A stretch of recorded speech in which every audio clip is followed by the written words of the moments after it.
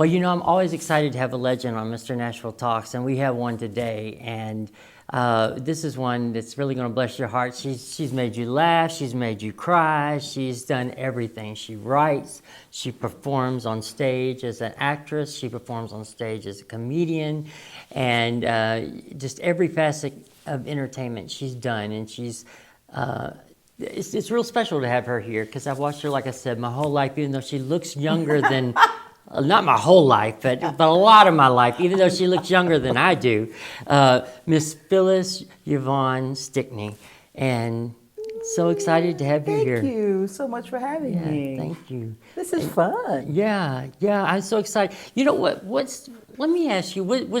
For television? Was Brewster Place was that your first big break on television? Actually, yes. Yeah. It was The Women of Brewster Place. That was the first film that I say that was where I got my comeuppance, if you will, or they forgave me. I was actually on Different World the first Well, I knew season. you were on that, but I didn't know which one We actually, came first. Yes, because they filmed them, and you don't know when it's going to be released, right? Yes. But we actually filmed Women of Brewster Place, and then I went on to do Different World.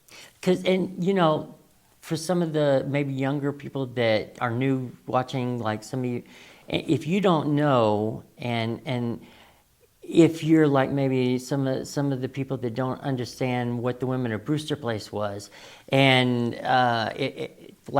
especially like even in the African American community, if you're like if you are not in the African American community, is what I meant to say, it's kind of like the Steel Magnolias of the African American community. Great analogy. Great. Yeah. Women of Brewster Place, for those who might be younger than I, Women of Brewster Place was actually when they used to do ABC Movies of the Week. Don't you miss that? I do. Gave a lot of people work. work. And after school specials. Yes. They used to do ABC Movie of the Week, and they did after school specials. So The Women of Brewster Place was written by Gloria Naylor. Yeah. It was her first opportunity to get one of her works done in that way. It was directed by Donna Dortch. All this stuff is coming back. Yeah. And the interesting thing was, it was the first time that there was a female on-air kiss in primetime television. Yeah. That was really something. That was why Donna wanted. I found out later that was a big thing. Our director of that show, she wanted to make sure that was not cut. Yeah. And I thought, wow, that's never thinking about it. I was just grateful for the work. Yeah, I was grateful to be working with an amazing Cicely Tyson, Robin Givens, Jackie Harry, Olivia Cole. Oh my God. Paula Kelly, God bless her soul. Lynette McKee.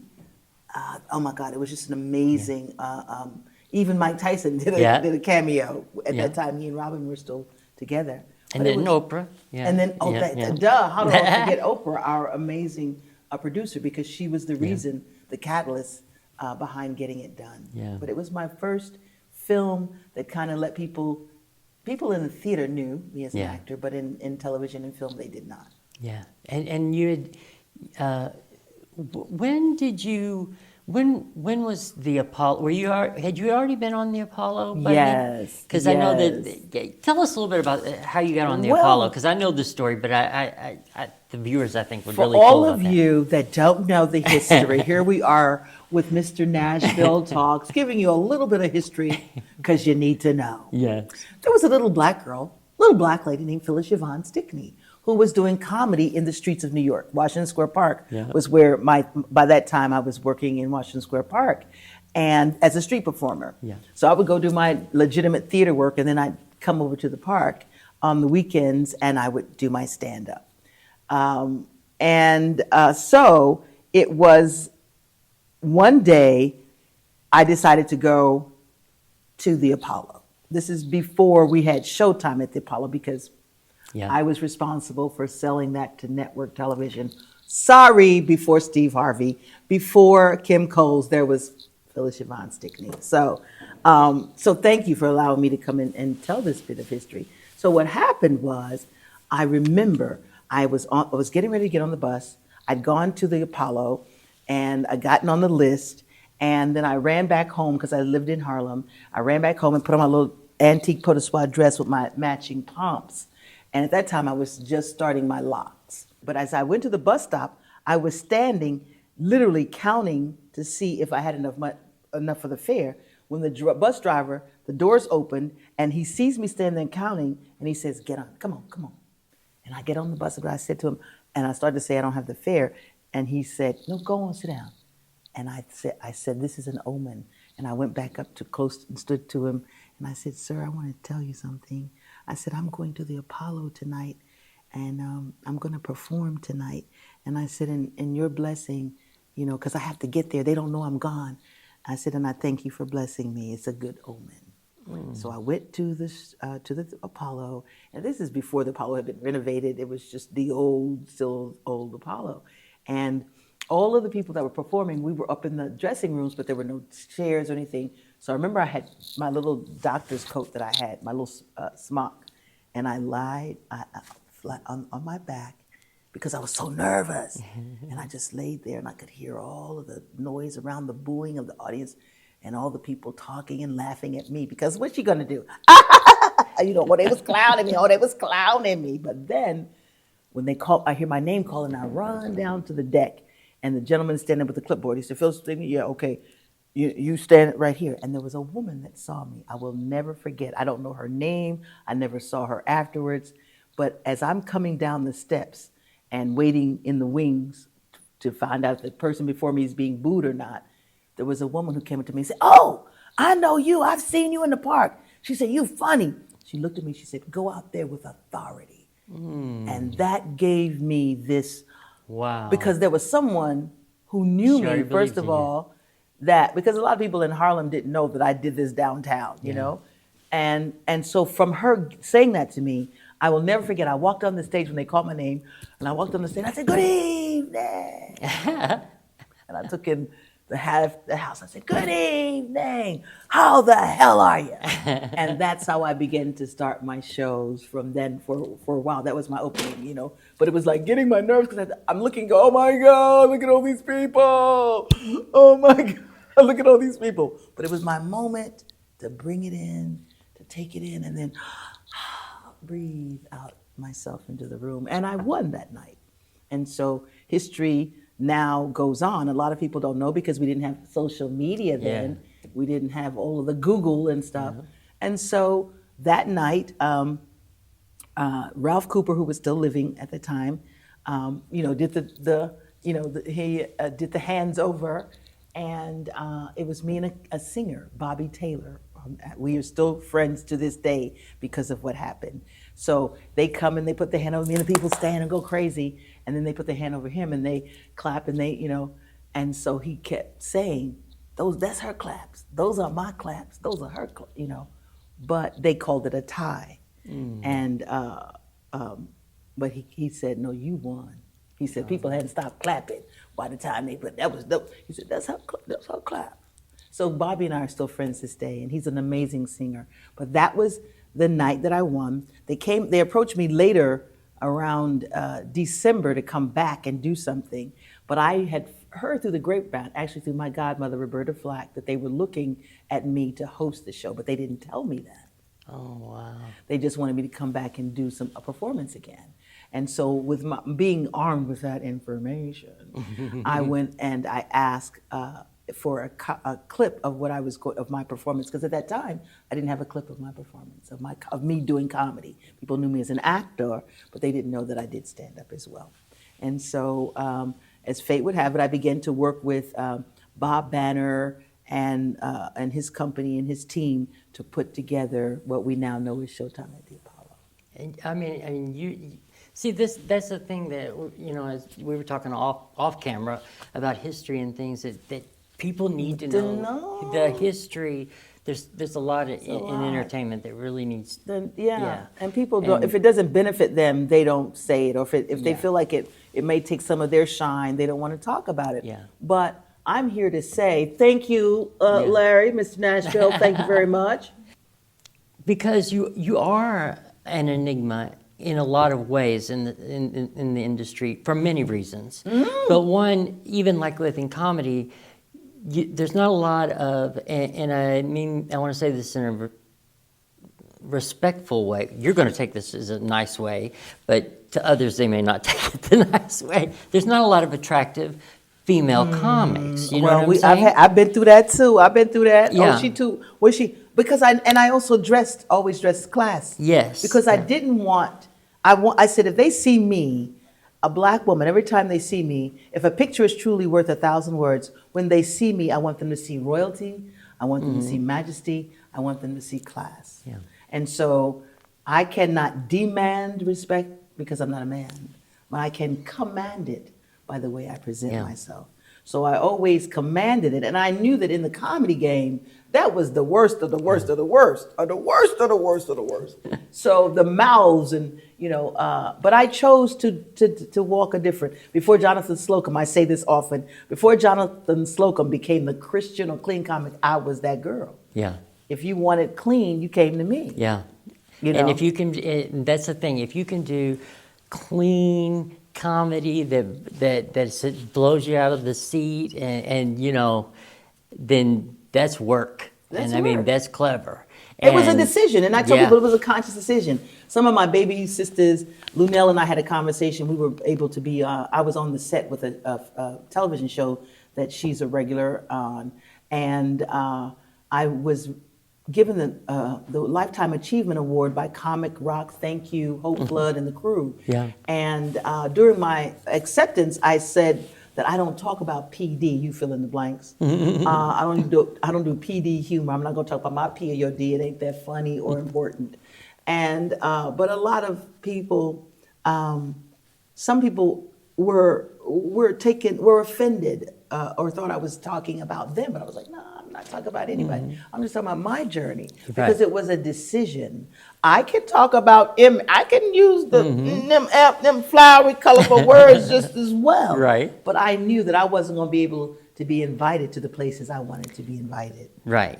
And I also knew at that time, I told Martin Lawrence, clean up your language and you go to television. Because Martin came out and did street comedy for a while. But I knew the game. Yeah. I understood that if you want to get on network television, on prime time, you got to clean up your language. Right. You could do that later in the clubs, but not now. And if it's not authentic, it doesn't work, and you knew what was authentic for you. Yeah. And I remember Carol Channing had said, and Red Fox had told her, he went to her show, and I think they had done a show together somewhere or something, and he says, darling, don't ever, he said, don't ever go blue, don't ever go blue. Yeah, don't go blue. And she's like, well, I thought maybe one or two little, no, don't ever I tell blue. people, I was in the audience then at the Paramount Theater. Mr. Murphy, I'm going to talk about you. Eddie, when you said the B word, I looked at my brother and I said, oh, we're in trouble now. Because before that night, Richard used to use that word, but when he used that word, it wasn't denigrating. Yeah. It was an embrace. It was like we talk, certain words we use within family, right? Yeah. But that day when he said a bush bee with a bone in her nose, I looked at my brother. I was like, ain't no turning back from this. Yeah. And sure enough, now you hear comics B, calling themselves bees, and I just was like, no, I can't. Yeah. I'm not going to join that. But I knew. Because I tell people I'm the spook who's been sitting by the door taking copious notes. Yeah. Well, Dick Gregory, Dick Gregory, that was genius. Listen, yeah. Check out the book, The Last Mile, Conversations with Dick Gregory, page 83. When they asked Mr. Gregory, who is your favorite comedian, who do you think he said? Oh, see, well, I wondered, now that I didn't know. See, I'm learning that. Yeah. I thought he would love you if you. Yeah. No, we would. Yeah. I call him Baba. I had a very, very special experience with Mr. Gregory that I ultimately call Baba Gregory. Oh. I'm the first female to ever single-handedly host the Essence Music Festival at the Superdome. So that year I had to fight to get it because they wanted to add AJ Jamal. I'm telling all the tea right here, right now, get it live. They want to add AJ Jamal, and I thought, that's not a good match for two reasons.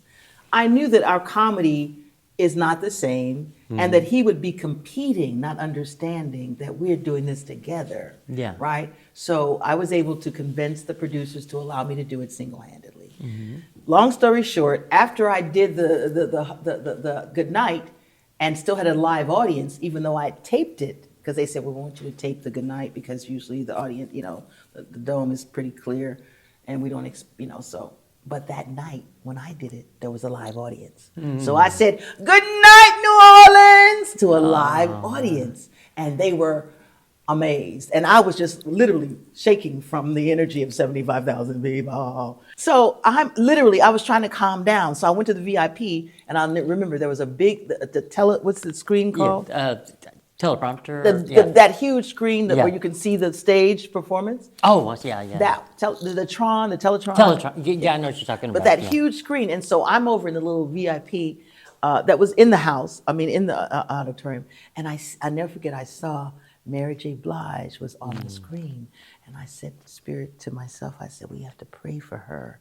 And as I just said that, and I see this, I can see a figure approaching, and as I look up, I look into the face of Dick Gregory, who says to me, how do you know what you know? And I say to people, no one's ever asked me that question before or since. I looked at him and I said, the Most High and the ancestors. And he said, well, you are a messenger. You were sent here to lead the people. And I looked and I was like, he said, what do you do when you leave here? I said, well, based on what you just said, where do you need me to be? And he said, meet me in DC. And he began to mentor to me. So I made it my point to just be wherever he was. I never asked for a comp. I never asked for a ticket or help me anything. I just wanted to be in his presence, to understand, to receive whatever it was he was willing to share and give. Yeah. So when his son, it was after his transition, his son Christian called me and said, I need to share something with you. And he took a picture of the page and sent it to me. Oh. And he said, you need to know what my father felt about you. And when I read it, of course, all I could do was cry, because it was like, he said, what he said was amazing, and about me and my intelligence and my comedy, and how mainstream really was missing a lot by not including me. Yeah, because you're a lot like, in a way, a little bit like the way Lily Tomlin is in the if you would yeah But it's so funny you would say that. Yeah. Nelson George, yes, I'm calling names, but Nelson George, an amazing writer. I used to write for the Village Voice. But when I was doing my comedy in the streets, she had a show on Broadway. Yes. And he was like, you should be doing that. Genius. Genius. She's He was like, you should be doing that. And I just wasn't ready to. It's always a challenge for an artist of color to find a lane. And so I was like, I'm already fighting on so many fronts. Oh, and yeah. I don't need to fight that one right now. And so I didn't. I have written several women shows now, but yeah, Lily was or is special. Yeah, very, very special. She's a amazing. trailblazer. Yeah. But that was when I was really thinking about, when I was preparing, for the interview, and thinking about your career. I was like, she really has that type of career, that type of talent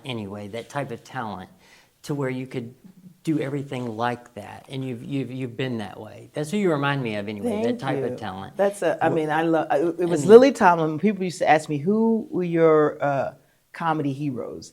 It was Lily Tomlin, Richard Pryor, Who Dick was also Gregory. her buddy. Yes. Dick Gregory, and Della Reese. I love Della. I love Della. Della chose me as her from whence we came. They each elder chose a younger performer that they felt was following in their footsteps, and so there was a calendar that was done. I have to collect all these things. My social media team, hey, y'all know I got to find this stuff. But and so there was a calendar, and Della was there, and I was the coming, her apprentice, if you will. Yeah. That's awesome. Yeah. I mean, that's amazing. There's so many people. We can't let people forget these people as well. I mean, yeah. We have to. do things together. I mean, I can say Dave Chappelle opened for me. How many black comedians can say that? Play with me. Play with me. Play with me. Dave Chappelle opened for Phyllis Yvonne Stickney, and you don't even know who she is.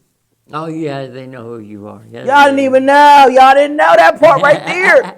And, Dave was the one that told me because I was so busy trying to survive and work. Yeah. And so I remember the day he came to me and said, do you remember me? Do you remember I opened for you? And I was like, I looked. I go, you opened for me, Dave? He said, yeah, I opened for you. I said, when? He said, South Street Seaport. And I went, oh, you were the little skinny guy. Because he was this little skinny guy. And I thought, oh, yes, I remember. There was so much in my personal life going on that, I didn't have a cognitive memory of it. But I was like, wow, hey, that's something to write down. And he's a misunderstood genius a lot, too, Exactly, yeah. And they used to, when he first came on the scene, of course, everybody wants to reboot everything, and usually it's not good when they reboot stuff or whatever. But if they were to reboot something, he could have played JJ if they were in the original. But it's hard to beat JJ. I used to want to. Yeah, well, I thank God I didn't go to different world, because I think about it. When I tell my story, it's like I remember when I auditioned for Different World the first season. And they found me in Washington Square Park. It was Barry Moss and Associates, and they came, they saw me at the park, and they said, we want to get this girl. So I went. I didn't have an agent at the time. That's a whole nother story. That's one of my one-woman shows because I became my own agent. Bonnie Rosenthal, don't be upset with me, darling. But I had to do it. It was necessary, absolutely necessary. And so I get the audition, and I go in, and I hear the other actors reading, and I decide, that's not how I'm going to do the character. Because I hear how they're doing it. They're all doing it the same. So I'm going to do it real. I live in Harlem. I know how girlfriends sound. Bonifa. So I was on the phone. What? Hello? She's not here. Okay. Well, bye. And so I put this real flavor. And they were cracking up. Well, as the process goes on and on, you go through the process, and then you go to the producers, and you go to the network, and da-da-da-da-da-da-da. Jay Sandrich, I don't know if he's still living or not. God rest his soul if he is not in the flesh, still in life. But he wanted, he'd seen my stand-up. And in my stand-up, I had a character, Bonifa. And Bonifa was from the hood, and Bonifa had this neck thing, right? Being at you all in my face and do, right? You couldn't say nothing to me. So her whole thing was couldn't. But I knew that was a caricature that could work in the performance of stand-up. But when I went to the audition, I knew that's what they wanted me to do. They wanted to see me do this. And I knew the moment that I put that neck in motion, that I'd be 90 years old, being on a talk show, having to do this. How do I know? Dynamite! I'm like, I'm not going to be having to do this, and I'm 89, 99 years old, and they still going to want me to roll my neck. Yeah. So having that wisdom, that's also what I think separated me from a lot of people. I didn't come into this business just to get a job. I just want to act. I wanted to make a difference. Yeah. I wanted little girls that looked like me to see me and know they too could. So I lived in the neighborhood. I still live in the hood because I want little girls that look like me to see me come up from that same block that they did, come out of my apartment or my house. And so then they say, well, I can too, right? Because I live right by you. I lived in that apartment right next door to you. So I wanted to be an example. And I made choices in my career because of that as well, and especially being richly melanated, some of the opportunities didn't come to me in the same manner. We know that there was a book by Donald Bogle, Mammy's Coon Bucks, Blacks and Mulattoes, that talks about the stereotyping or the stereotypical roles. And the only thing that's been added is hoochie and thug. Everything else is still the same. The tragic mulatto. Yeah. So they didn't know what, and I had an agent tell me that. They don't know what to do with you. Yeah. If you were 200 pounds, 300 pounds, you'd work all the time. And only one at a time. It can only be one at a time. Oh, because you said that when Saturday Night Live, you mentioned when you said Lily Tomlin. Oh, yeah. Little known fact, I was asked to be at the studio by what's his name? Mike Lauren Michaels? Michaels. Yeah. Now, little known fact, here on Mr. Nashville Talk, I'm breaking the story. Denitra Vance, God rest her soul, was a black actor, or comedian. She was a performing artist. And so she had Denitra Vance and the Mellow White Boys. So she toured a lot, very popular in the east, Lower East Side and the Village. And she was on set. Whoopi Goldberg was there. I got a call, come bring your material. So I go to the studio. I'm excited because I'd auditioned the year after Eddie left. Mm-hmm. They were looking for someone else. And so I auditioned. But they told me to come back, but it was very interesting. When I got to the studio, I could see, it was in one of the booths, I guess where the producers sat, because there were chairs and we could see the sound, but it was glass. And so I'm looking, and it's obvious by the body language that they're having a disagreement, Denitra and Michaels. And then I realized, the bulb goes off in my head.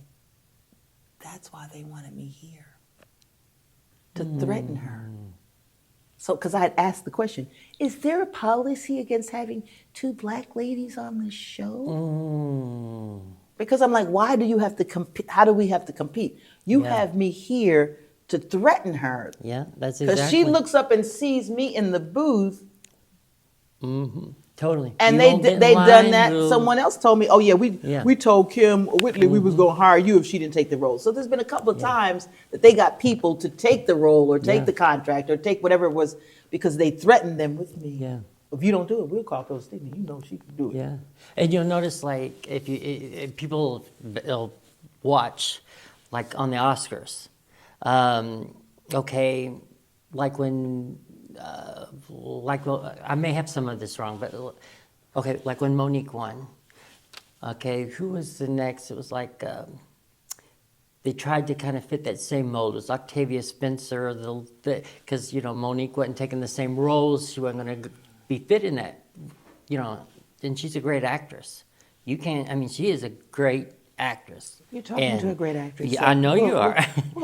And, but you know what I'm saying? They tried to fit like that. Everything is in retrofit. You can't take everything that she did. Yeah. And that's what they did. And even Whoopi. Yeah. A lot of people don't know that the roles that Whoopi got were roles that Cher didn't take. A lot of people don't know that. Yeah, exactly. So they were written for her. Jumping Jack Flash was not for her. Right. But Hollywood, it got over to her because she had, brand value at that time, and they were writing, looking at that. But they don't understand that black people will support black people. I just came from St. Louis doing a show, and it was the same thing we told them. Let them know that we're here. Right. But if you just put a sandwich on the flyer, right, coming to see a sandwich. Yeah, yeah. But if you say, Essence Tyler and so and this one and that, if you put our names on there, then we want to support. They're going to come, yeah. They're going to come. Yeah, because if they don't know Michael Jackson's there, they're not going to show up. If you don't put and I say that because I literally just closed the show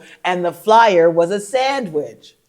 You were serious? I was serious. And the flyer was a sandwich. And so we said, why don't you put the actors' names on that? And the people who came to work with our hair and wardrobe were like, Phyllis Stickney's in this show? I didn't know Phyllis Stickney was. So, they went out and spoke about it. We turned the Alabama repertory theater audiences from 40% brown to 60% brown. We did the same thing in Arkansas. And so as that's my crusade, saying to these regional theaters, you're getting the budgets that black theaters don't get. So if you're going to get the budgets, then produce shows that we will come to see and then let them know that we're here. Yeah. You can't put us in your subscription because we're not your subscribers. Right. We're not going to get that email. Yeah. You got to go to the barbershop, the beauty shop, the nail salon, the restaurant, the churches, and the community center. And because they would want to know. I remember being from Louisville, there was one place called the Louisville Memorial Auditorium, and they would have all these black gospel like Broadway type shows, but they were just gospel music. but they were big productions, whatever. I'm like, R. Kelly was in one of them. I met I R. mean- Kelly. I didn't meet him at Bless the us. show, but I met him at the restaurant. I worked at Steak and Shake, and they all came in after the thing. I didn't even know who he was, and all the girls were swooning, and they were all too scared to go talk to him. I said, "I'll go talk to him." I said, "Are you Arch Kelly?" Little kid, I was like 16. He's like, "No, I'm R. Kelly." And I'm like, "Oh." But anyhow, he was nice to me. But anyway, but I was safe. Yeah, well, and but they were too, probably. At least because I was there anyway. We don't know. Anyway, what I was going to say was I didn't mean to do that. But I was trying to say was they all came to support. Yeah. We will support when we know. And they couldn't understand, like what you were saying, like at the Performing Arts Center, why they couldn't get black people to attend the shows. Well, you weren't doing anything they wanted to see. And you're not trying to reach out to them or whatever. We will come. We do support. We are excited when we see us. Yeah. We will support us. But it's like, how many times can I see our town? How many times can I see Death for the Salesman? When they did, they noticed that black audiences, they were getting some black audiences that were coming to see Carol Channing in Hello Dolly. So then they thought, maybe we'll try Pearl Bailey and Bam. yeah. And so they did that, and then she did really well with it and everything.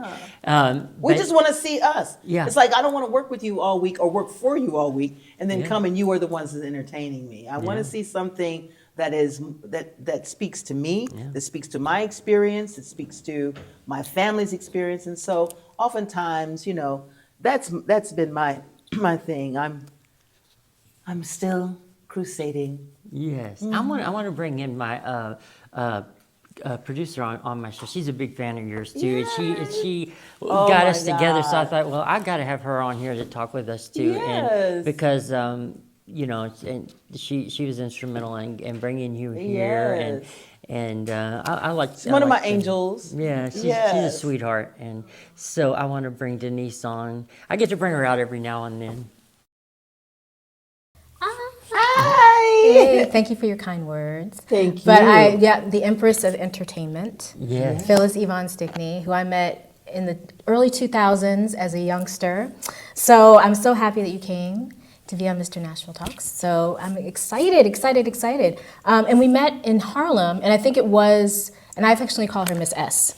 So it was an event where I think it was about mothers breastfeeding or something. Harlem Birth Action Committee. So you have always been an activist. You always used your platform to. So tell us more about that, because I know you've got some programs like Cut It Out or Get It Out for girls and Life Beyond the Block. Or can you explain more about what you do for kids and education and things like that? It's really an outgrowth or a result of my of spending time in my apartment building in Harlem, where, oh my God, it's emotional because after a fight since 2007, I just lost the fight, and it's what some of the, I mean, I have to do a movie or something about it because it was the corruption of the system.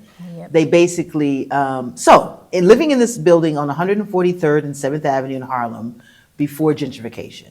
And I would watch these young boys as I was going out to do my theater and rehearsing and auditioning. But I noticed that every day I'd be passing the same little boys. And they'd sit in the hallway or sit on the steps or, sit on the steps in the building. And I'd see their dads out there I call them street corner executives, right? So their dads were these street corner executives. And so these are the generations. I'm watching street corner executive, because you're a teenager and you're out there with your dad. So long story short, Life Beyond the Block was what I created because I wanted to speak to these young guys. I'd be coming in from the theater and I'd walk up the steps because often the elevator wasn't working and I lived on the 6th floor. And as I'm going up the 6th floor, I smelled various things and it wasn't perfume. And I would say, y'all got to learn how to do wrong, right? And I just keep walking. And every time I drop, as a kid, we pretend to say drop jewels. I drop a little jewel on them, and I keep going. But then I thought, what can I do? What is it about? What's going on? Why are they here? And what I decided, or what I discovered, was they were uncomfortable off the block because they didn't know how to perform. They didn't know how. They didn't have a vocabulary for off the block. So what I began to do was from these young guys, they started looking forward for me coming. Because like I said, I dropped a little jewel. I said, Popo coming here, everybody going to jail. and I drop incense the next time I come through. And then they would, so then I'd smell the incense. Okay, that smells different. But okay, if you're going to do it, don't put yourself in Front Street. So then I started, eventually I had a little Mazda pickup truck. And I had friends that were working for the Universal Circus. And so I would get the truck and I'd say, y'all get in the truck. I said, but your waist gonna have to meet your waist. The waist of your pants gonna have to meet your waist. If you going with me, Yeah, pull them up. pull them up. Yeah. So ultimately, I would take them off the block, right? And I would then I would take them to dinners, and then ultimately learn how to. We're not going to anything that's got a drive-through window. We're just going to have a tablecloth. We're going to have silverware. I'll show you how to do it. Because what I thought and what I discovered was they're okay once they know how to behave or what to do. And so a lot of that vibrato and that comes from I'm uncomfortable. You're not going to put me in that situation. And so Life Beyond the Block was that, just learning life skills, communication skills So vital. that do not necessarily or not necessarily cultivated in the homes because family structures changed. Yeah. And then Get With It, Girls Empowering Themselves, Women in Transition, Independence Training came out of Los Angeles. I was working with Alternative Careers in the Arts, is another program I've developed, teaching young people everything that has nothing to do with acting. Because people would often ask me, "Oh, will you teach me?" Or you have a workshop?" And I would go, "Oh my God, it's the worst. I would never suggest anyone to be in this industry unless as an actor. I believe it's something that you're born to or for. Exactly. And if you're not, it will eliminate you." Yeah. But I didn't want to say no. So what I would say to them is, so I teach them everything that behind the scene. I said, every time a film goes, look at the credit roll. So that's what my first class is based on. Because I used to get the worst, the most rambunctious, the truant, the fighters. Those are the ones that they would send to me because it became a program that they had in transitional schools first. So children that were put out of the regular schools, those were the ones that my program was first, fitted on. And so Get With It was specifically for girls. I met this one girl, Manette, and she was renting a room in the home of a single mother. And I got called in because they were about to, and I'm trying to find, because I know Manette. I was like, Manette, what's going on? Lovely child, but came out of the system, right? So ultimately, long story short, it was the mother found that Manetta was hiding food in her room. And the mother wanted to feed the children.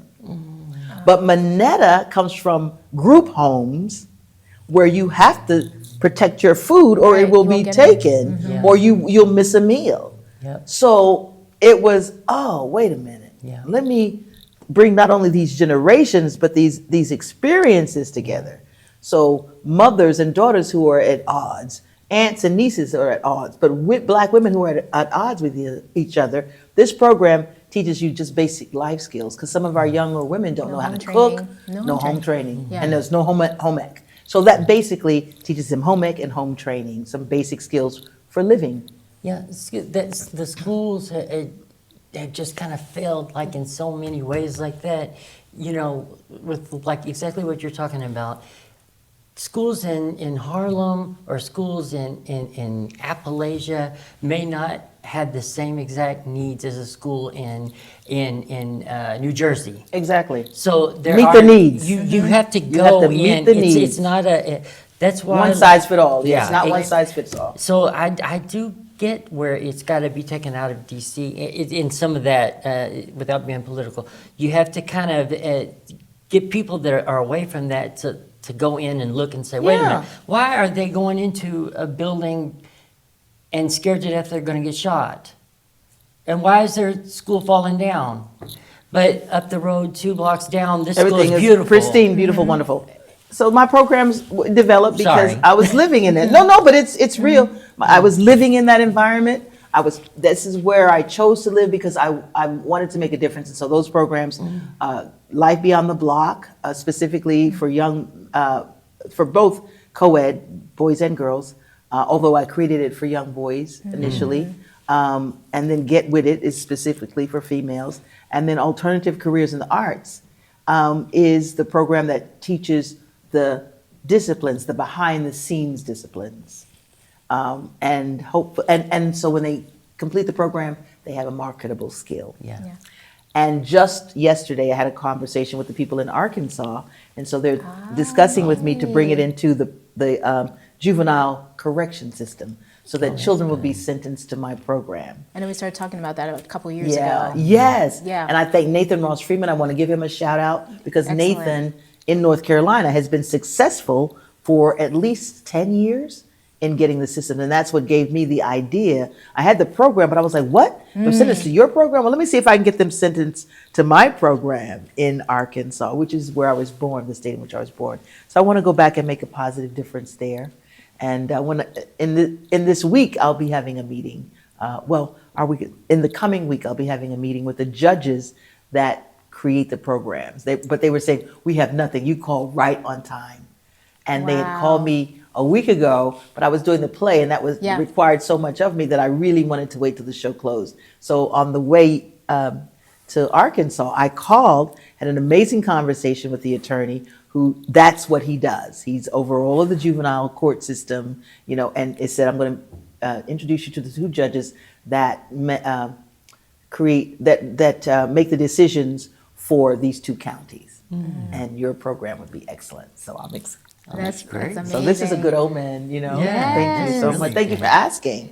No, and I remember, just to say, you Essence Magazine named you one of the 200 Black women who changed the world. Yeah. And also you were inducted into the Arkansas Hall of Fame. Yes. And they did something a couple of years ago for you. They honored you again, because that was 1998. Yeah. But they honored you again, and I had the honor of introducing you. Oh, Yeah, yes, I remember- that's right. Yeah, That's so it's right. amazing. Is there like a philosophy that you live your life by, or like a quote or a scripture that the whole thing has been a faith walk, but is there something? Yes. And you are a PK kid, right? You're a preacher's kid. Well, in a sense that I Yeah. say to people, my father did not make a living or as a pastor or as a Yeah. preacher, but he was ordained. Yes. And so he was often the interim preacher when people's pastor had left or moved or transitioned. And so that was spirituality, and faith was very much a part of my foundation and upbringing. But my life is a faith walk, which brought me to name my 501c3 Faith Walk Family. Because that's really what it is that I do and have been doing for 44 years. There's no blueprint or map. Even when I go to stage and do my comedy, I pray and I go. Of course, now there are things that I know will work, but unlike a lot of artists, I haven't had the pleasure or the opportunity to work all the time. When I come, I got to have the goods because they bought a ticket. I don't get to do open mic nights. It's a different, game for me now. So I always have to show up and be ready and be sharp. However, starting this whole process for wanting to give the children these kinds of programs really come from my philosophy is there's no one, you're not in competition with anyone but you. Yeah. That's good. I'm in competition with me. If you got the job, because a lot of times in this industry, people want to, I'm up against her. No, you're not. No. If that's for you, You'll get it. You'll get that. Yeah. Wish her well. I would be the weird one in the auditions, because I would come to the auditions and I would say, want me to read with you? And they would look at me like, what do you? I said, you want to run lines? Because I'm not worried about you, and don't worry about me. Because we don't know what that producer wants. We don't know what that director's looking for. So let me help you sharpen you. You want to run the lines while we're sitting here waiting? And so I realized, they think we're competing. Yeah. Oh, no, I know we're not. Yeah. I know that it's already done. Whatever it is, it is. Yeah. You I walk wish more in. people had that mindset. But you know? I think Yeah. that's one of the philosophies that I live by as an artist. That I'm not in competition with anyone but me. And then just in terms of life, I believe that the good that I do, the good that I've done, will revisit me. Yeah. It may not come from the person that I blessed, Right. but it will come back. I mean, I tell people in my comedy, I should say I was homeless before they came up with the word. I tell them I was between residences. I didn't know I was homeless. I was between residences. I didn't have an address. Oh, well. But the journey, and then faith. Like I said, faith, and family. I think those would be the ones I would say that, I walk in faith.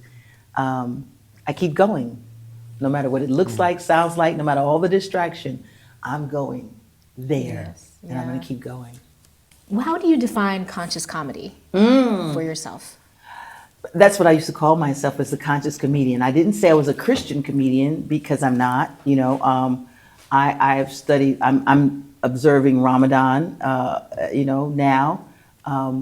So I didn't want to, or let me say what I want, not what I didn't, but what I wanted. I wanted to be able to be on stage and be respectful. I wanted my mother to be able to sit on the first row and be entertained and not be embarrassed by anything that I said. I wanted the first ladies in the church and all the mothers of the church for her to be able to come on and bring them to the show. So for many years, that was the impetus and that was the motivation. There were things that I would have talked about, but I had to learn a whole new language. Like, I'm not going to use certain words, so I come up with my own words. Mickey Ficky, that Mickey Ficky, so and so,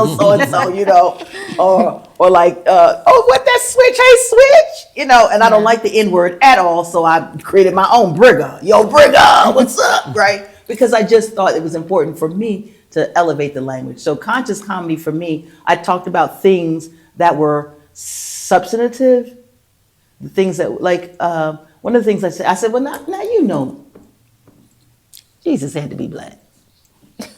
How did he live where he lived for 33 years, not wear a hat and not be black? I'm just saying.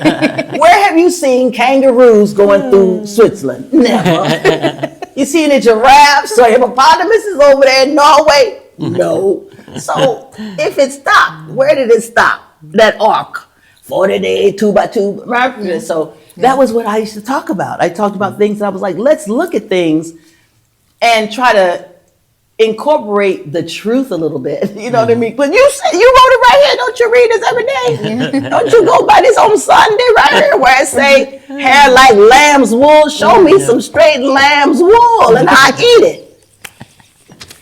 So, so it was consciousness, talking about those kinds of things that would, and then, like, I'm not black, it's a birthmark, right? So I would just come up with things that, I remember there's a clip.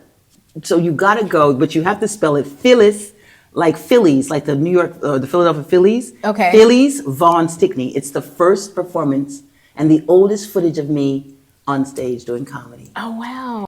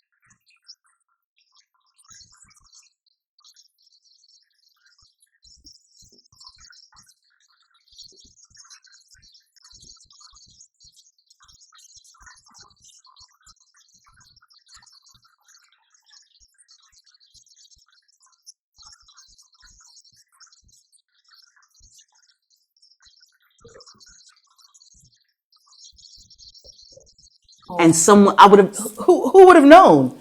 Because I'm not Phyllis Yvonne Stickney, but the gentleman was from France that day, and he called me Phyllis Yvonne. He heard Phyllis Yvonne, but my name is Phyllis Yvonne or Phyllis Yvonne. And by the way, you're so great with accents. Like, how did you? So you're just a great mimic, or did you study dialect coach? How does it come for you? Pardon, excuse me, please. It's music, like musique. Qu'est-ce que c'est en anglais? To listen to the rhythm, then to repeat. le répéter. Il se meilleur pour moi. But that's just the way I've always been. I've always been able to listen, and you know from whence it came. We were always the new kids on the block. We were always the new kids because of my father's work, talking about dad. So dad was a ordained minister, but how he fed the family was his work with the YMCA. He was a program director and then became a branch director, then an executive director, and that's where he ultimately retired from the YMCA. So people still checked into the Residential wise. Yeah. And so I wanted to be not Stickney's daughter because it was, whenever we went to the new city, it was like, oh, that's Stickney. So I wouldn't go when my parents and family would go, oh, I'm going to go today. And then I'd show up later and I'd tell them my name is Brenda Johnson. I would never, right? But that's the ability, really? That's so funny. The ability to hear came from my wanting to be like everybody. So when I would show up in a new city, I didn't say anything. How he talk? Okay, I got it. So how he talk is how I'm going to talk. Yeah, blending So in. blending in. I wanted to blend in. So like that what happened to me every time like that. I'm going to listen to the people. But let me tell you something very, very true, okay? Because I living in Nueva York and the people living there, like uptowns. Yes. Uptown. Yes, Washington Heights. Yeah. Very, very perfecto. Yes. So the people, they look into my face like that and they thinking I'm black person and get very upset. Oh, Dios mío, I'm telling the people every time, I know black person, tranquilo, ¿cómo es eso? ¿Tú entiendes? No, I'm Dominican. And so, like I tell people, the things that I do on stage are based in real life. I live at 160 in St. Nicholas. I used to live on 160, 160 in St. Nicholas Avenida.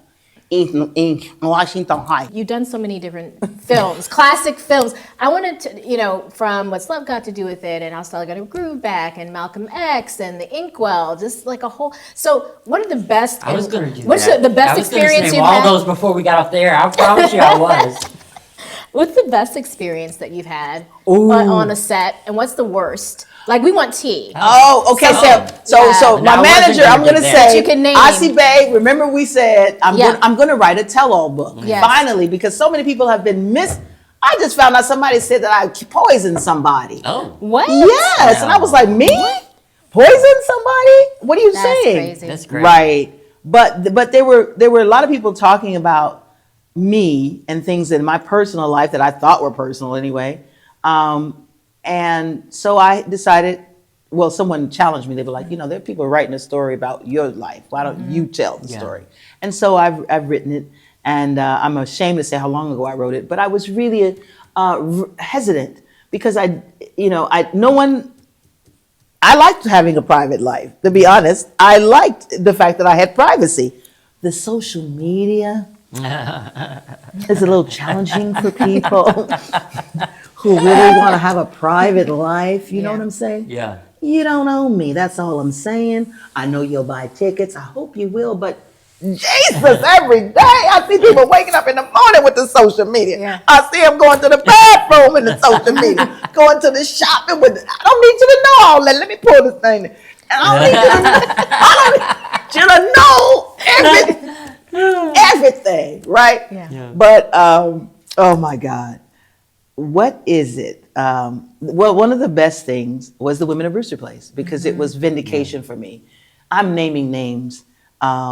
There was a woman who came from Saturday Night Live. She was a producer. And when they first called her to come on the show, I got a call because they wanted Robert Townsend and no one knew how to get in touch with him. So they said, we understand you're friends with Robert Townsend. And I called, yeah, sure. So I called Robert. I said, Robert, they want you to come and direct this show. You can write your own ticket, brother, come. And the only thing I'm asking is that you use me because I'm not getting a lot of episodes. And so Robert came to the show. I'm trying to think of her name as I'm talking. What was her name? She had a bottle. Her name was, it's going to come to me. Her assistant followed her with a wine bottle. Oh. Wow. That's why I want to remember her name, because she was the one trying to come for me like I wasn't talented. Yes, on the set. So Wow. you asked me about worst case. I think it was on the set of Different World when her name won't come to me. I Was hope it it will. season 1? Yeah, I was there the first Yeah, season. yeah, because that's right. You were. I knew that. I know her name. Was it Marcy? No, it Marcy wasn't her. Carsey. No, it Marcy wasn't her. Carsey. It was Carsey Werner, and then it became Carsey Warner Mandabach. That's a whole nother Okay. story. I won't Yeah. tell that one So right it wasn't now. those. It wasn't those. Okay, I ain't yeah. gonna tell right now. But Oh, okay. what happened was, so I'm on the set, and by this time I realized that they want to replace me. Like I said, I wasn't stupid. When they brought Whitley Gilbert on, that was a character that I'd helped them. I said, well, the bitch, we need a, pardon my German, we need a switch, right? And so when I saw Jasmine Guy arrive on the set, I said, oh my God. That's that whole thing, going back to the color thing. Yes. Yeah. And she So- was lighter. Yeah. And when I knew that it was on, Yeah. oh God, her name almost comes. So she's coming through the studio, right? And it's a live audience. It's a live audience we're taping. And she comes over there and liquid infused or motivated conversation tells me I can't act What? in Oh, front of then the you're in front she of the was live drunk. audience. Yeah. In front of the live audience. Yeah. And so I humbled because I know this is my beginning. If I stand up to this woman here, my career could be virtually Blacklisted over. or Right, something. right. Yeah. So I humbled and I was like, well, what is it that you want me to do? What is it that, what is it that you want me to do? How do you want me to do that? But and the whole time I'm seething, and because I'm going, woman, that's that wine talking. And you decided to pick on me because my agent. That's why I had to have an agent. No, there was no agent for me. Nobody ever showed up for me, and because I'd basically gotten it on my own. And that was one of the worst moments, to be embarrassed like that in front of a live audience. Yeah. And then the vindication was the Women of Brewster Place. Yeah. I got to show I am an actress. Switch. Yes. Yes. Wow. And Wow. had you, not to cut you off, sorry, No. fine. that would have been the same thing, Dynamite. Because look, Exactly, but that's what I said. I Jasmine. knew going exactly. I mean, and I think she gotta- knows that too. But That's not a diss, but I mean, I think she no, knows that. because but I was clear. That's what I said. Yeah. I was clear. If you do, I went to the television. I mean, I came to the industry saying I didn't want to do soap operas, and they looked at me. The agents, ICM was courting me at that time, and they were like, "Well, what does this look like we're talking about? Well, what are we gonna do with you? What the hell are we gonna do with you? You don't want to do soap operas. You don't want to do Broadway. What we gonna do with you? You want to be an actor? What you gonna do? It was like, you can't do that. Well, where are we gonna put you? That's what we do with your kind. Do you do voiceover work? I have. Isn't that? Look at Yeah. you. I You was the should, voice. I you was know, the yeah. voice on. I've done a couple of nationals, which I'm hoping to be able to get back in that world. And Because I mean, you're great. I was I the mean, voice. Thank you. Yeah. I was the voice for Burger King. That was my biggest. Ah. When they had the babies Oh. and they were Yeah. pushing, and something I forget the one line I remember. That's not my dad. That's my mom. But I'm the voice Yeah. of the little baby. And That's then, you? Yeah, that's Oh. me. And then I did a lot for Glenn Martin DDS. I did a lot of his voices if they weren't the main characters, that was me. All the nurses, the Jamaican, whatever, go on there, me just do it. The best job would be like to get on The Simpsons and run for 30 years and Oh get my $20 million God. a year. You plus. said that. I'm going to call Mr. Zoff. I know a gentleman that is one of the owners of that. I never thought about it. You don't have to get dressed up. You don't have to put I on love makeup. voice work. You I really- love So it. do I. Yeah, they make a lot of money. It's the best. It's one of the best. Miriam Margolyes, do you know who she is? Yes. Yeah, she's a great, pick up every accent and everything too. What's his name? Ving. Ving, Oh, yeah. that Arby's piece, Yeah. and that was just a fluke. We Yeah. did something at Hampton University, he and I, last year, and he was like, that Arby's, he said, I could retire from, I don't have to do anything, because Wow. voiceover money, Yeah. salaries are amazing. That Allstate guy too. I forget his name. Oh yes, He- Dennis Haysbert. Yes. He did well. He did very well. Have you done any TV work recently? Oh, Yeah. wonderful. You should ask. Well, I did. Tracy Morgan shot Oh, wow. a show, and that's what I was talking about with Denise before we came on Yeah. to see if we can, hopefully it will be picked up. Let me just say that. Hopefully Oh, it will wow, be picked that'd up. be It's a beautiful cast, Hopefully. and I'll say this: not since the Cosby Show have we had this kind of show, but it's got an edge. Imagine Cosby with an edge, Yeah. right? I love it. Cosby Show because it's about he's a widower, and I'll say that much. Oh, He's a wow. widower and empty. He's an empty nester and a widower, and kids returning home. That's sort of the premise. His grandkids and kids are coming back, and I have a drama camp, a theater Oh. camp, and there's students in my theater camp.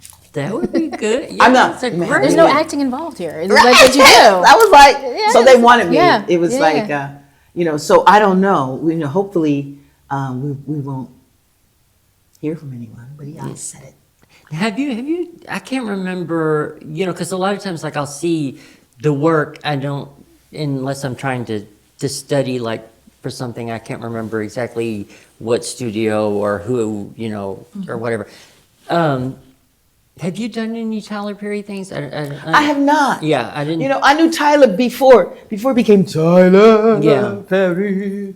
I'm So surprised you didn't do like any stage work for him. no, because Well, being no, honest, how honest you're do you want me to be? You're a little bigger than that, I How think. honest do you want me to be? Well, no, I think you should be. Yeah, but, No, because- no. let me say, I think that, and I don't mean this to be mean. I think that your talent is a lot Different. better. Different. I think it's better. I'll say, listen, he But- said better. I'll say different. Yeah, and I Let don't him mean know. that to be, but I mean you can't write, direct, star, produce. It's a collaborative. yeah, It's a if you- collaborative industry, You can't do everything and that's really even before TP. without it I suffering. think it's like like I tell people, how can you be in the marching band Yeah, and direct yourself from the field? You can't. Someone's got to be in the bleachers to go, okay, that's Yeah. an M. No, you just made a Z. yeah, No, that's not an M. yeah. Someone has to be there to look to be objective. And so for me, it was really, and then I didn't want to be, oh, that's just sour grapes. Oh, she just, no. And it's not just TP. There became a time in our industry where everyone was doing one man, and I have Yeah. a one woman show, that I wrote years ago because I want to eat, Yeah. Yeah. right? Is it PS? PS? That one, P.S. I'm still standing. I didn't know. I love that because it's like your initials and Yeah, P.S. I'm still postscript, standing. but Phyllis Exactly. Stickney. I love that. Still standing. Yeah. And so it was important for what TP did was he found the niche, Yeah. but he was not the first. No, yeah. It no, was he wasn't Michael right. Matthews Yeah. and Shelley Garrett. I'm gonna call their names because give them credit. Mm-hmm. Before Tyler Perry, before David E. Talbert, there was a man named Mike Matthews out of Detroit with his banana yellow suits, blue and red, looking like the crayon box, on a regular and consistent basis. Yeah, I'm talking about you, Mr. Matthews. Call me if you need to, because you know how to play with nobody cheering. So I went up there because this was a production where we had to literally push our couch, push our props. On What this- happened was no one the legitimate, quote unquote, those of us who were in the industry, in the union, those of us who worked in the theater, I'm telling tales out of school. We kind of poo-pooed on that. I was like, no, we don't do that. No, that's not real theater. Sorry. It's not real theater. Sorry. It's in a theater, but we call them stage productions because they weren't Yeah. plays and nobody up there was an actor. Everybody, I call them the Holland plays because everybody was Yeah. going to get there and holler at each other. Yeah. Yeah. So when I did it, it was like I had to really go undercover, and not tell any of my real, quote unquote, actor friends that I was doing this, because that's how I can say Mike Matthews, Shelley Garrett. Ironically, the television show, the first one that I did that I had the development deal for was different. Was New Attitude. And it was based on my development deal. Sorry, Shirley, I know you don't know that. I'm happy for you in Abbott Elementary, but that was my show. And because of my development deal. They at that time. Do you know what a development deal is? Yeah. Right. So for those of us who might not know, they pay an actor or talent X number of dollars not to talk to another network while they develop a show for you. So Shelley had partnered with George Jackson, God rest his soul, and Doug McHenry, who were the producers of New Jack City and Disorderlies and a few other movies. They had a deal with Shelley that they thought was going to fly, and it didn't. But so they had a set of a beauty shop already built. So they came to me, Ms. Stickney, will you let us do your show? Will you do it? Can it be a beauty shop? Can it be this? And I was like, my development deal ran out yesterday. I don't know what to say. I don't know. I shouldn't be having this conversation with you. They said, we'll give you $10,000. I said, okay. Here's my wiring number, my ABA number, my account number. And they'll let me know when it's there, and then you can call me. And that's what happened. So that's how New Attitude came to be. I forgot are you saying that I Shirley. can't remember her being in it. Girl, you are good. I mean, I told Shirley you I was Ralph. a fan, but I don't remember her being in it. We played sisters. It was Wow. Shirley Ralph and Phyllis Stickney. She got top billing. My check didn't change. That's all I was concerned about. I was like, she won't top She billing? had top billing, and I still don't remember her being in it. I did, Wow. yeah. I'm Morris good Day. Morris Day was in it. Morris Day, yep. Yep. From the Beca- time. I remember him. Yeah. Yep. Yeah. I mean, it makes sense, but I remember Yeah. you, but I don't remember Yeah, that her. was, we played sisters at I Old mean, Beauty I know Shop. who she is. And, Yeah, I mean, obviously I know who come she is. on. I'm not talking Come on. stupid. No. We But all just know. Yeah. Wow. That was her first. No. That was the one that went on to have a brief run, but we didn't do enough for a full season. Yeah. Okay. Now, was that before she did the Designing Women? No. Came That was after. okay, it was after. Mm-hmm. Okay. Okay. Wow. Because Designing Women was how She got known. network knew, right, with the networks. Yeah. Because Broadway at that time, Broadway theater and television had not commingled yet. Right, Not yeah. as much as they are just totally together. Totally. They yeah. had not. Because I remembered you. I don't remember her. I guess it was because they replaced her, I think, on Designing Women. They did. Right? I think they did. With another girl played that role. Yeah. Yeah, I think you're right. I think Because you're the girl right. that played her was very not as sophisticated. As Cheryl. Yeah. Right. I learned a lot from Shirley Raff. Let me keep it 1,000. I learned a lot about the Yeah. business from watching her and Wow. watching Oh, how she yeah, moved. she's- Oh yeah. She yeah. had some of the most powerful agents, and I was just I was a little Andy Gump, you know what I mean, compared to Wow. her. Wow. And at that time, but yeah. Have you ever worked with, I'm sure you have, or probably been around her anyway, if you hadn't worked with her. Her name just went out the window. Charnel? Jennifer, her name's Jennifer. Oh, Lewis. Jennifer Yes. Lewis. Yeah. Oh, yeah. Well, she played my mother, and Oh, yeah. What's of course love she got to do did. with it? Yeah, I knew I that. linked. forgot My she- purse little short. I should have known that. She played everybody's You been playing mom. my purse, girl. Yeah, I knew that. I don't know why I was thinking. Oh my God! I didn't But think to her credit, that's what I said. Yeah. A lot of the things. yeah. I knew Jennifer that. had a one-woman Sorry. show that was very popular in New York. That's what I said before cameras came. Yeah. That's what one of my chapter in my book. I was doing comedy before the cameras came. Yeah. So cameras came. Nobody knew, some of us that were there doing it before Yeah. the cameras came. Yeah. And Jennifer was one. Yeah. Jennifer was an amazing vocalist, you She know. is. Yeah. But she had such presence. It was always that, Yeah. you know, that thing. Everybody knows Jennifer, but that thing, darling. I can tell you, like I said, the spook has been sitting by the door taking copious notes. First they came and took. Denzel was the first one that they took because Denzel came Yeah. from the theater, right? Yeah. But he didn't go to TV because we didn't want to do TV. That was beneath us. We go to film, darling. We're not doing it as a little TV, darling. We want film, right? So we didn't, we went from the stage. We wanted to do film. Yeah. So television snuck in. That's why I was always sneaking because I'm like, I got to eat. I don't know about you, but you got that alma mater over there. You got that sorority over there. I'm a little renegade. I got to fend for myself, right? So, oh my God. Now, a lot of people. There's a little rumor online, and a lot of in New Jack City. Were you really? Tell us the story about the New Jack City yeah, story. 'cause- Okay, it's a great story. Yeah. You're welcome, Chris Rock. You're welcome, darling. Because I found out this is true. I didn't know if it was really true or not. And if you want to check, if you need to fact check, you can call Preston Holmes, who is with SAG and was one of the producers. What happened was, I've been bi-coastal for a while. And so I was in LA and I was working with George McHenry and George Jackson and Doug McHenry, who were the producers of the film. And I was working with them because they wanted me to play Pookie. And I was excited because a lot of people didn't know I did stand up still. Everyone knew, and there would be a debate. Oh, no, she's an actor. She's not a comedian. And it was like, no, I am both.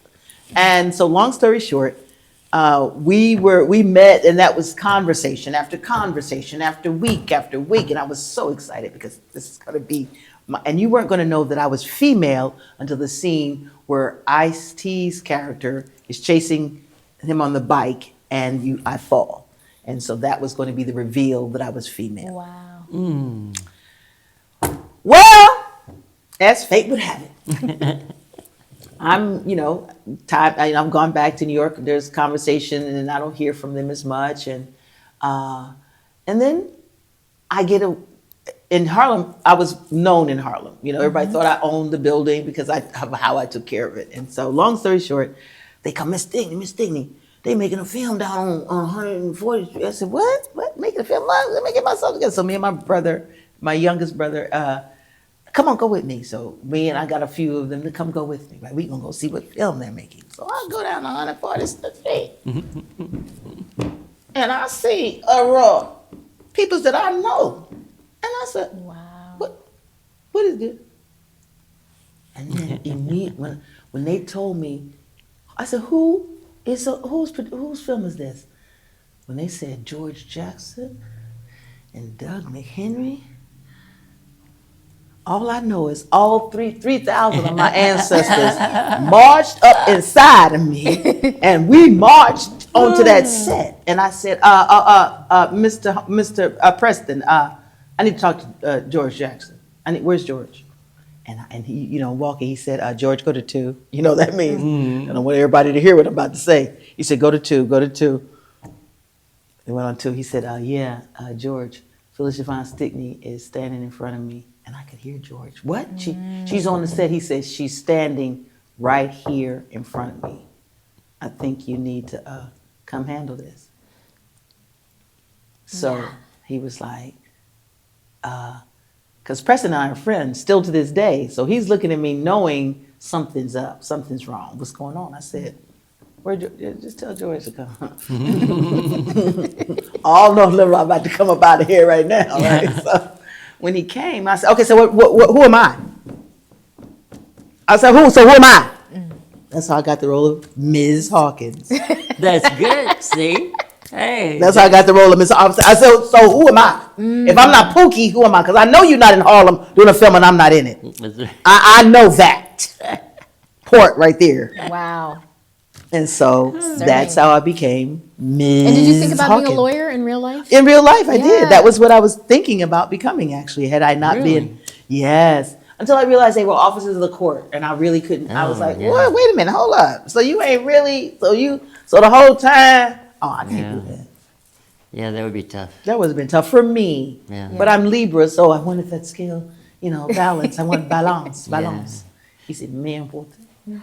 Before we go, I don't want to cut you off. No, I wanted to maybe briefly talk about your clothing line and your poetry. If there's maybe a poem you want to say from Loud Thoughts from Quiet Moments. Wow, you remember. Yes. My clothing line, I started making my own clothes. It's sort of an evolution, like me. I'm an evolution. I'm still becoming, hopefully the better, best, until I'm the best. I'm, good, better, best.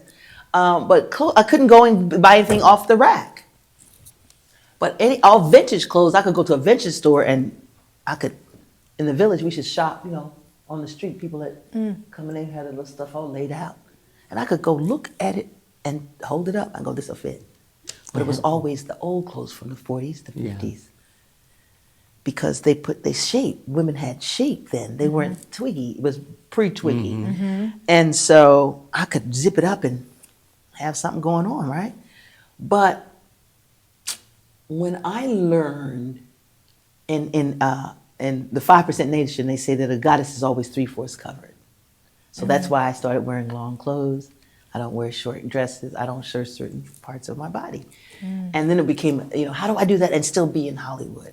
How do I do that and still be on film? I've been very, very fortunate to have the respect of the DPs and people when I ask them, please don't show my legs. And they don't. Like Die Hard with a Vengeance is one. My line is, and I'm going to marry Donald Trump. That's what I say in the film, right? Yeah. And so, but that scene, every time I see it, I get tear up because I knew that in this industry you have to be so specific and careful. I knew if I went to wardrobe and said, I don't want short hair, then I would have been a diva. Oh, she's difficult. So I said, but how am I going to do this? Because it's my spirituality, it's my belief, it's how I live my life. So how do I do that without making anyone uncomfortable? So I went to the DP. And I said, may I ask you a favor? I said, my spiritual beliefs are such that I really don't show my legs. I said, so could you honor that? And so every time I see his shot from behind, he gets the booty, because the booty was up. People needed to know about the power of the booty. There's power. That used to be my sermon, power of the booty. That was my sermon. That's the one I preached. And anyway, and so when I look at that film, I still get teary because I knew that he did it out of respect. And most of the time they will. They have been very respectful of the things that I've requested and asked of them when I'm on set, because I started in production. So I respect everybody. When I'm on a set I know everyone's name. I say good night to them when I leave the set. I say good morning to them when I arrive, because like theater, it is a collaborative. The magic, I can do this all day long, but if that light man doesn't, and that special effects doesn't go ring, ding, then that's no magic. So how dare I think I am it if you don't? And so I tell people, be careful, because that wardrobe you be nice to that wardrobe lady, because she'll put you in something too short, too tall, too small. And you're looking crazy out and here. Got you looking real. Oh, I don't know where it is. I don't know. I don't know where your wig is. I don't know. You'll have to go out like that, I guess. So they're clowning you because you're not nice to them. Yeah, they'll do that. So yeah.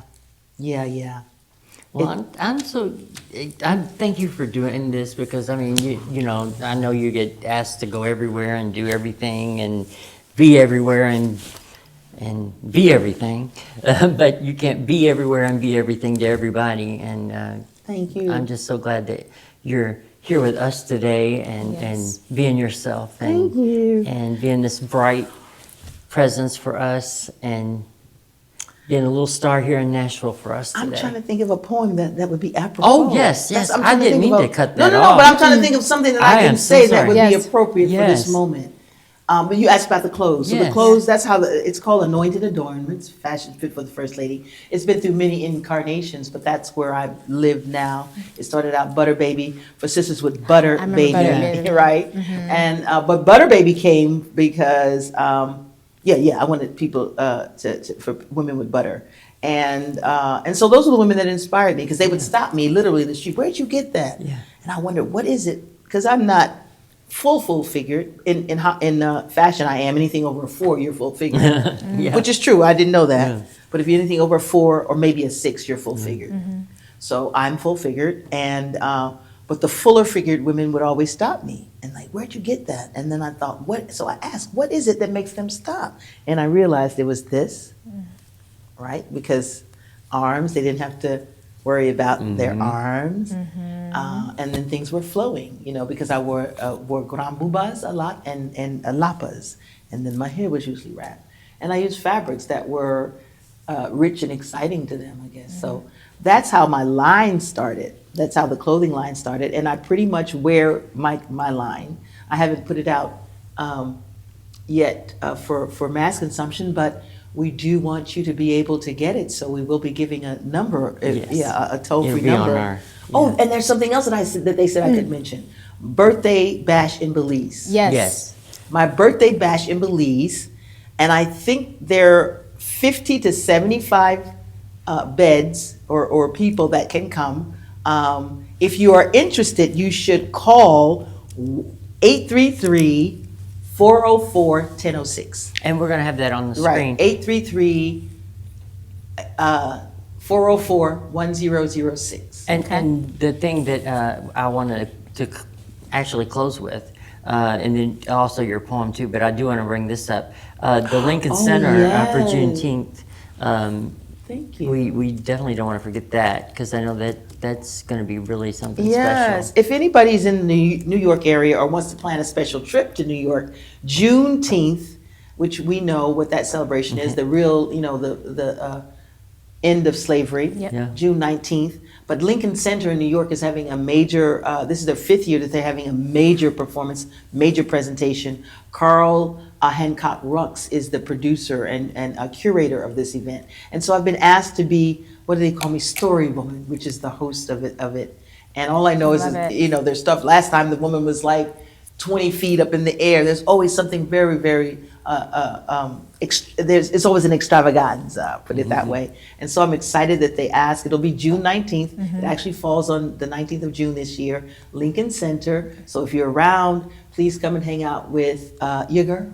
Well, I'm so excited that you were here, and I really appreciate you doing this, because like I said, I've been a big fan for so many years, and did you remember a poem? I like don't want to cut you off. and this is just another Yeah. tidbit. You're getting a lot of stuff that's going to be Yeah. in the book or Yeah. tell all. So listen, Yeah. if I y'all want to just know wanna- what's going on, you got that toll-free number. You can call and leave a message. Yeah. And if you Yes. want to communicate, you can send the email Yeah. to And all of it'll be- stickneybiz@gmail. And one of us will get back to you, stickneybiz@gmail. So I wrote a book of, actually, that book even is interesting because it wasn't something that I wrote. It was something that's why I call it Loud Thoughts for Quiet Moments. I used to journal, and I still journal. And at the end of my show, when I was at the Cotton Club, I would always come back on the bandstand with the band. Renee McLean was my musical director, and I would say, okay, guys, play something. And I would go through my book and find something that I thought was apropos. And so, of the Last Poets, I'm the first female to ever record with the Last Poets. I'm on their album, yeah. And Don't Give Me No Broccoli and Tell Me It's Greens. And I did something called Black Talk, and they used my poem as the intro to that. So, but they taught me this, because I used to always go get my book. And they said, no. You don't know your poem? You can't recite something? No. You got to have something that you always got on the ready. Back pocket. Ready to Right? go. So I try to think of which one do I think is apropos that I wrote. I can always think of Edgar A. Guest because he was the first poet that I came to memorize and love his words. And so this is short and sweet. Meaningful magic, that's what you create. Something to prune the spirit by. Food for the senses, rich and smooth, soothing even the most reluctant to enjoy the groove. Multiplied, identified, and unmatched funk, rising to the occasion like sunrise and sunset, and I bet you never sang it so good. Loving every minute, every note, magically delicious. We anticipate the next rendition of life as seen through your vibes. Love that. That's an awesome way to end the show. Absolutely. Thank you so much. Thank you. thank you. Thank you. This is, I know you all enjoyed watching this, and if you didn't, something's wrong with you. So, But that's all right. We do part 2 after after the TV show comes out. that's right. That's right. I got to come back here. Let's Yes, bump. Boom. We Yes. coming back. Boom. Yes. Coming back after the show gets picked up. Yes. There you go. Thanks so much. Don't miss the Empress of Entertainment, Phyllis Yvonne Stickney, live in concert at the National Museum of African American Music in downtown Nashville, Saturday, June 21st, 2025. 2 shows only, 7 p.m. and 9 p.m., with special guest Denise Michelle and hosted by Mr. Nashville himself, Larry Ferguson. Again, 2 shows only, 7 and 9 p.m., Saturday, June 21st, at the National Museum of African American Music. Hey guys, it's Larry. Thank you so much for all the support for our show, MrNashvilleTalks.com. And I thank you so much for visiting our website, for sharing all our things that we post and all our videos and all our shows. We couldn't do it without you. Our show is totally dependent on viewer support, and you're giving us a lot of that with all your social media likes and shares and tweets and everything that you're doing, and I can't thank you enough. Also, if you want to help a little further, we would love that, and you can help take us even farther and farther and farther up the ladder by going to our store at MrNashvilleTalks.com and purchasing a souvenir or some music, or there's no telling what you'll find there. We're always adding something. We have great plans to add a lot of great things there, so please support our store and support all our social media, and most of all, support our show, because we support you. We want to bring you these great people. Thank you so much. Now subscribe right here on YouTube. If you're watching on YouTube, just subscribe right here. We need some subscribers.